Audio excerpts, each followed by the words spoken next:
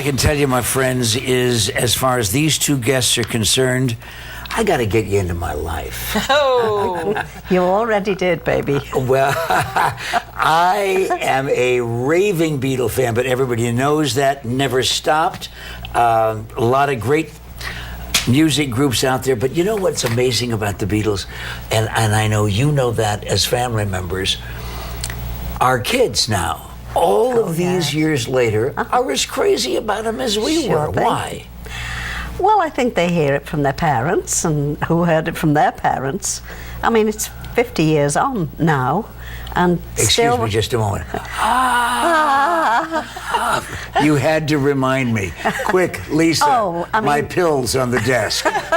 And she just reminded me, 50 years. Yes. in fact, this coming Saturday, October 12th, it'll be October 13th in England, and that will be, we're doing our show out at Encantera, the Magical History Tour show, and that will be 50 years to the day that the word Beatlemania was invented, coined, and first appeared in the newspapers. Okay, well, you know, there are folks who tuned in a little late, and they said, well, wait a minute, those don't look like the Beatle tribute people out there.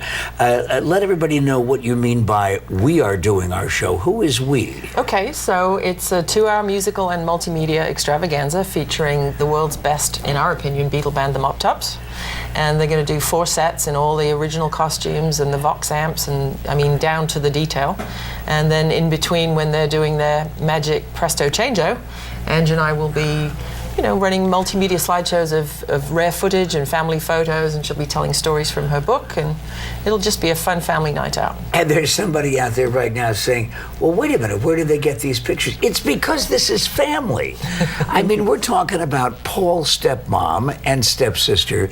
And how did that work? Just explain to everybody right now about when you came into Paul's life. Well, I was a widow with a 4-year-old daughter, Ruth. This one? This one. Yes. She's born in 1900 and frozen to death. Never mind. And, Does she do that all the time? Oh, yeah. Yes. Yeah, we both do Elder that. abuse is what's going to follow now. She just did that, putting makeup on me in the ladies' room. so this widow, with a 4-year-old, was where? I lived in Liverpool, and I had a friend who turned out to be the niece of Jim McCartney. Her name was Bet Robbins, and she was thinking, aha, matchmaking. I didn't realise this at the time, but she said, oh, you must come over and visit Uncle Jim sometime. He lives all alone in this big house that Paul's bought for him. And I said, Paul? She said, Paul, Uncle Jim McCartney? Oh, the penny hadn't dropped with me. Of course, I was into the Beatles as everybody else was on Merseyside. But then I went to meet Jim, and I know it sounds nuts, and I've said it before. As we drove in the driveway of Rembrandt, and Jim opened the front door and stepped out onto the porch, I thought, I'm going to marry him. And aren't you glad? I am. So in America, when people say sort of how does it work, I say it's like the Brady Bunch. Yeah. So I'm Cindy. The merged families, yes, exactly. right? Yeah. I'm Cindy. He's Bobby, and there's Mike Angie. And Angie has written a book with a great deal of assistance from Ruth. My Long and Winding Road. The first 82.9 years. That's when it went to the publishers last November. I'm almost 84 now, so I started on book 2 because I've remembered a lot of stories I forgot to put in there. You're a heck of a looking bird. I bet you say that to all. That'll be a $5, please.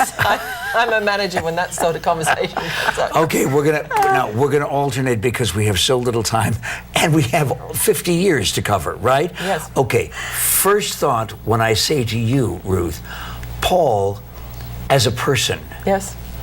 Give me a response.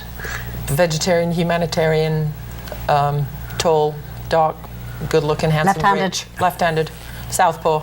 Does she always jump in like that? Oh, Well, we interrupt each other. It's just, you know, DNA. Well, you get permission to do that too when I say to you, Angie, John as a person, your memory, first Loved memory him. of John. Loved him. Everybody had warned me to, don't say anything to upset John. But he came to our house and I gave him a cup of tea, and when he'd finished it, he did this with the tea to me, and I said, excuse me, have a little word in this house, please, because I was raising this little monster and I wasn't going to have anybody, Beatle or whatever. Wait just a second, right. Little monster Lady Gaga's fans Yes. and Ruth. There you go. That's how she got it. And it's all in here. Okay, your turn. Whatever. Your turn. George Harrison. Quiet, peaceful, funny, young. He was the baby of the group. He was 15 when they first went to Hamburg. Amazing. I know. And, you know, he lied on his papers and his application. And, of course, when the Kino, the movie theatre that they were living in upstairs on straw mattresses, they accidentally set it on fire and the police came. And then they found George was 15. So it was like, bye-bye Hamburg, hello Liverpool. So they sent them home. So George was always, he was the baby. But really, when you now I have a program I do for a volunteer for elementary school kids called Art and the Beatles. It's a 45-minute show and tell, and then they do art pieces afterwards.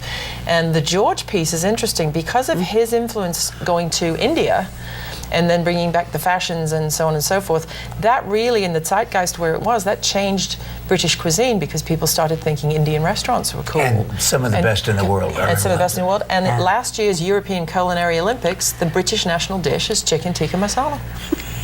Follow that? Ringo. Ringo, just a fun guy.